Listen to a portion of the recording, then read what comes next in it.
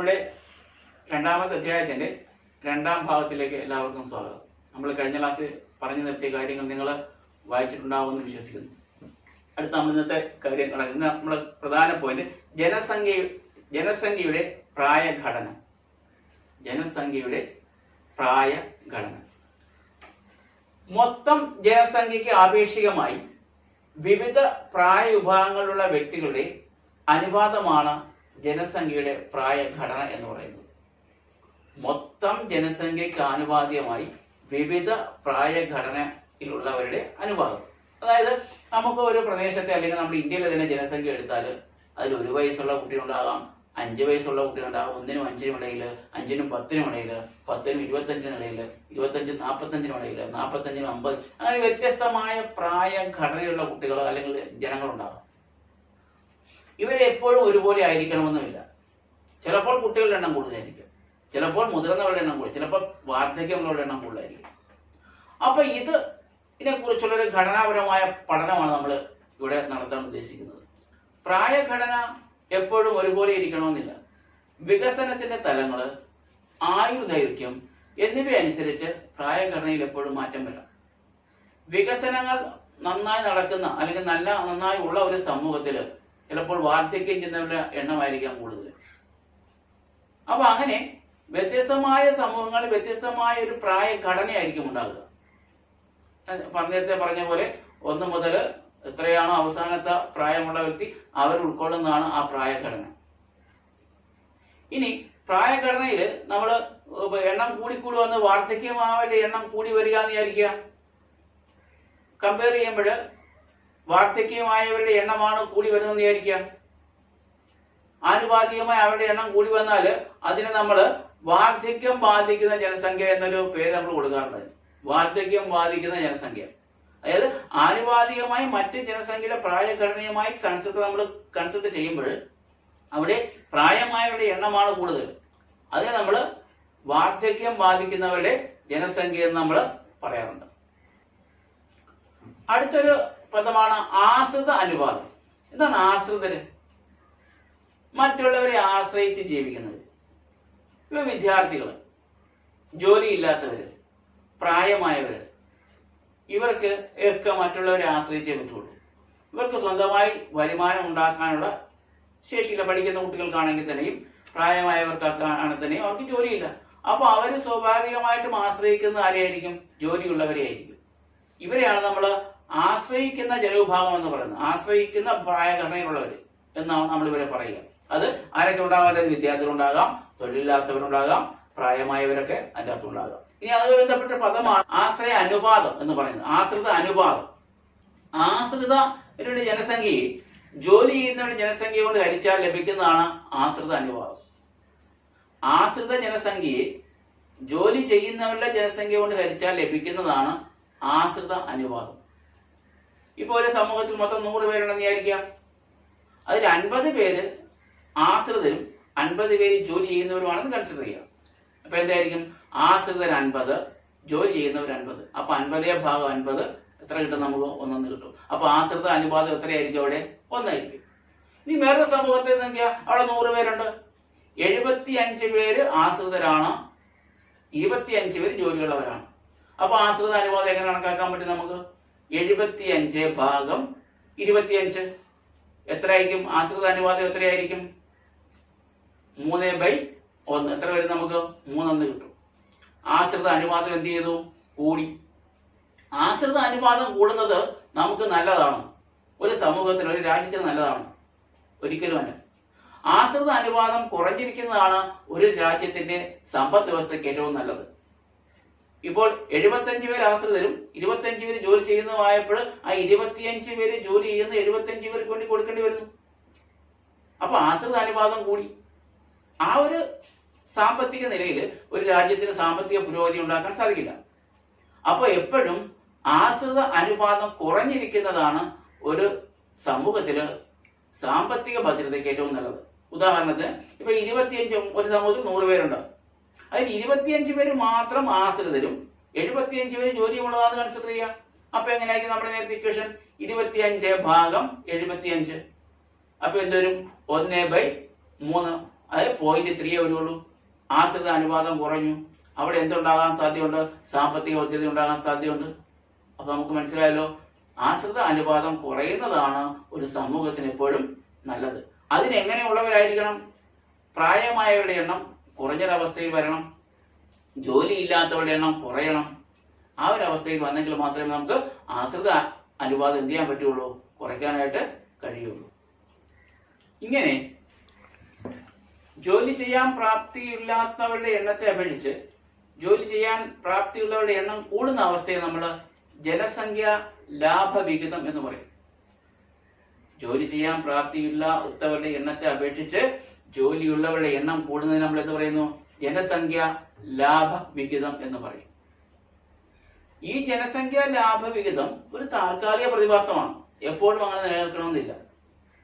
കാരണം ഇപ്പോൾ ജോലിയുള്ള ഒരാൾ ക്രമേണ എന്തായിട്ട് മാറാം? പ്രായം ചെന്നിട്ട് ജോലിയില്ലാത്ത അവസ്ഥയിലേക്ക് മാറാം. അപ്പൊ എന്താ സംഭവിക്കുക?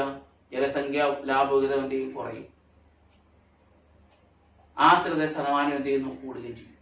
അപ്പൊ ഇത് ജനസംഖ്യ ലാഭവിഹിതം എന്ന് പറയുന്നത് ഒരു ചെറിയൊരു സമയത്തേക്കുള്ള താൽക്കാലികമായ സാധനമാണ്.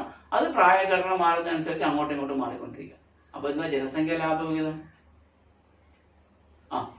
ജോലി ചെയ്യുന്നവരുടെ എണ്ണത്തിന്റെ അളവ് കൂടുതലും ജോലി ചെയ്യാത്തവരുടെ എണ്ണത്തിന്റെ അളവ് കുറയുകയും ചെയ്യുന്നു. അല്ലെങ്കിൽ ജോലി ചെയ്യാത്തവരേക്കായി കൂടുതൽ ജോലി ചെയ്യുന്ന സമൂഹം ഉണ്ടാകുമ്പോഴാണ് ഇവിടെ എന്തുണ്ടാകുക? ജനസംഖ്യ ലാഭവിഹിതം ഉണ്ടാകുന്നത്. ഇതൊരു താൽക്കാലിക പ്രതിഭാസമാണെന്ന് പറയാൻ കാരണം ഇത് പ്രായഘടനയിലുള്ളൊരു മെച്ചം കൊണ്ട് മാത്രം ഉണ്ടായതാണ്. ഇത് പ്രായഘടന ഗ്രാജുവലി മാറും. ഇപ്പോൾ ജോലിയുള്ള ഒരു വ്യക്തി നാളെ ജോലിയില്ലാത്ത അവസ്ഥയിലേക്ക് പ്രായം കൊണ്ട് മാറുമ്പോൾ അവിടെ ജനസംഖ്യ ലാഭവിഹിതത്തിൽ എന്ത് വരാം? വ്യത്യാസം വരാം. ജനസംഖ്യ ലാഭവിഹിതം വരുന്ന മാറ്റങ്ങൾ എന്തൊക്കെയാ നമുക്ക് നോക്കാം. ആശ്രയത്വം കുറയുന്നു, അതായത് ആശ്രിത എണ്ണം കുറയുന്നു. പിന്നെന്താണ്? സാമ്പത്തിക വളർച്ച ഉണ്ടാകുന്നു. സമൂഹത്തിൽ സാമ്പത്തികമായി വളർച്ച ഉണ്ടാകും. ജോലി ചെയ്യുന്നവരുടെ എണ്ണം കൂടുതലാണ്.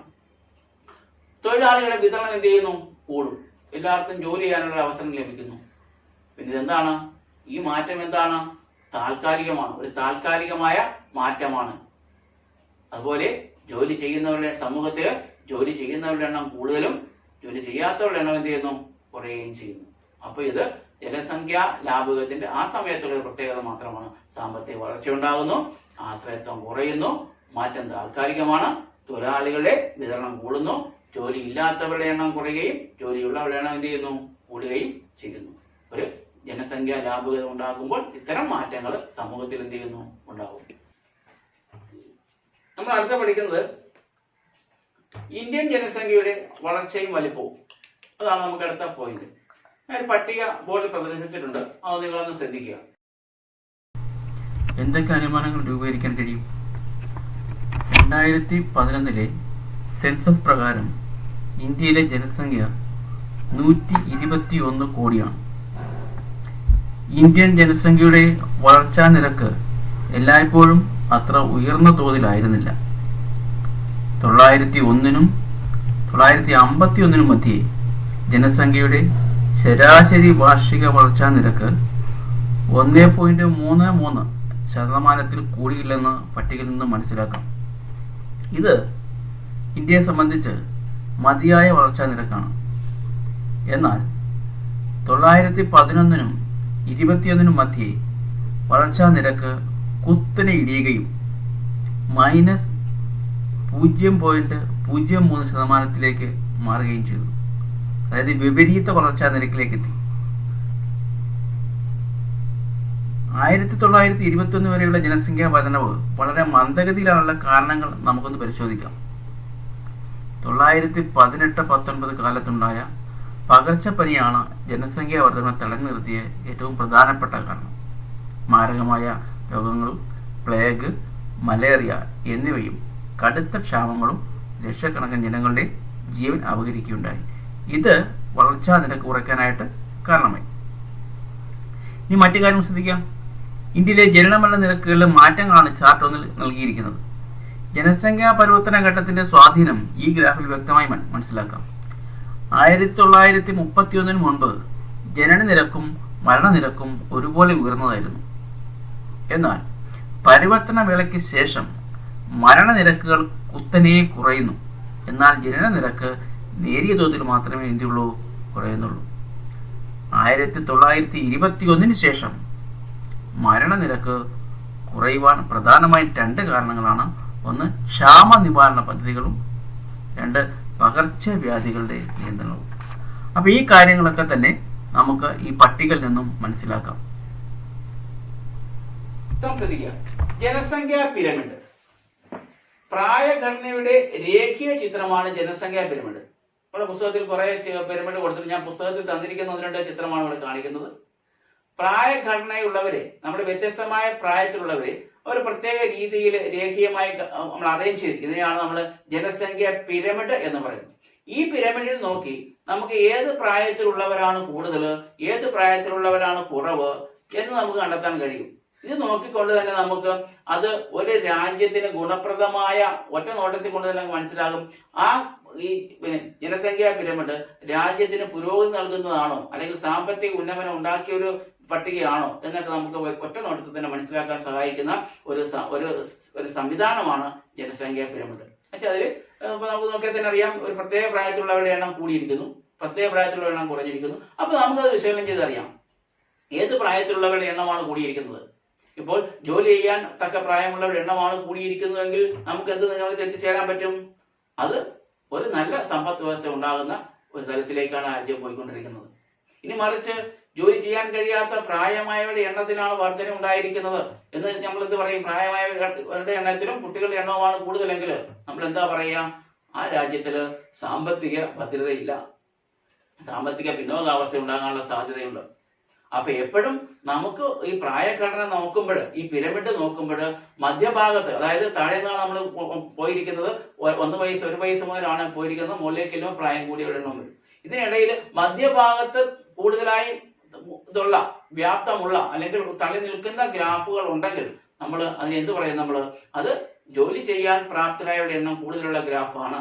അതുകൊണ്ട് തന്നെ അവിടെ ആ രാജ്യത്തില് ജോലിയുള്ളവരുടെ എണ്ണമാണ് കൂടുതൽ, ലാഭവിഹിതം ഉണ്ടാകും, സാമ്പത്തികമായി മുന്നോക്കം നിൽക്കാൻ സാധ്യതയുള്ള ഒരു ഗ്രാഫാണെന്നൊക്കെ നമുക്ക് വിലയിരുത്താൻ പറ്റും. അപ്പൊ അതാണ് അടുത്ത നമ്മൾ ആ പോയിന്റ് പഠിക്കുന്നത്, ജനസംഖ്യ പിരമിഡ്. പ്രായഘടനയുടെ രേഖീയ ചിത്രമാണെന്ത്?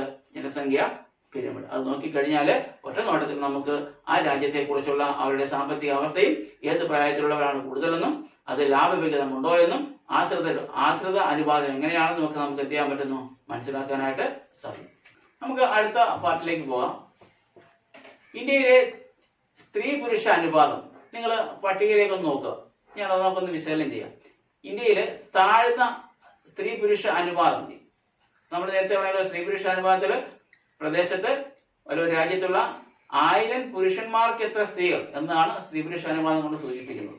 അപ്പൊ നമുക്കൊന്ന് ആ പട്ടിക ഒന്ന് വിശകലനം ചെയ്യാം. 901 സെക്സ് റേഷ്യോ എന്ന് പറയുന്നത് 972 ആയിരുന്നു. 11 ആയപ്പോൾ 964 കുറഞ്ഞു. 21 955 കുറഞ്ഞു. 31 950 കുറഞ്ഞു. 41 945 ആയി കുറഞ്ഞു. 951 946 വീണ്ടും ഒരു വർധന ഉണ്ടായി.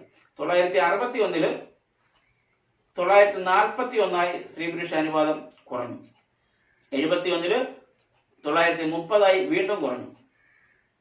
81 34 91 ഏറ്റവും കുറവ് 91 വന്നിരിക്കുന്നു 927. 2001 933, 2011 940. അപ്പോൾ നമുക്കിത് നോക്കിക്കഴിഞ്ഞാൽ ഓരോ വർഷവും സ്ത്രീ പുരുഷ അനുപാതത്തിലുണ്ടാകുന്ന വ്യത്യാസം നമുക്ക് പ്രകടമായി പറ്റും. അതായത് 900 മുതൽ നമ്മൾ ഇങ്ങോട്ട് പരിശോധിച്ചു കഴിഞ്ഞാൽ ഈ 2011 ഒരു കാര്യമായ വ്യത്യാസം, ഇത്തിരിയെങ്കിലും വർധന ഉണ്ടായത് എന്ന് നമുക്ക് കാണാൻ പറ്റും.